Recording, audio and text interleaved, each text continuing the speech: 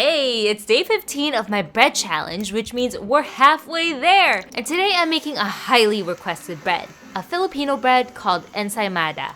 And trust me, you'd want to make this at home because it's just so decadent. There is a topping we typically add at the end that may surprise some of you, but the flavor pairing just works. Try it. It's got a very rich dough, like a brioche. Compared to other bread recipes I've made during this challenge where the liquid was mostly water or milk, this dough uses mostly eggs and butter. This is definitely a treat yourself type of bread. But because it's so rich, it also means that it takes my stand mixer a long time to knead it, about 20 minutes. So I highly recommend using a stand mixer and also refrigerating the dough so it's easier to work with. Otherwise, it's like handling a melty slab of butter. Ensaymada is also typically made as big as like those Costco-sized muffins, but I actually wanted to make them kind of cute and small since they are pretty decadent. I mean, the topping is a mixture of butter and sugar. It's like a mini cake. Also, you'd want to whip the butter and sugar for a while so that the sugar dissolves, but honestly, next time I'll just go with powdered sugar so it melts into the butter easier. And as for the final topping, did you expect to see cheese? I typically see shredded cheese used for ensaymada, but I went for a salty, soft cheese. Just make sure you do use a salty cheese to create that contrast from the sweetness.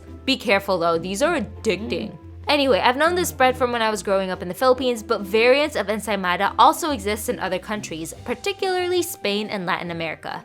Alright, so this bread was really time intensive, but fun to make. What else do you want to see? Comes off easy. You can taste the butter in the bread and the topping. And then the cheese gives it that little bit of saltiness that it needs.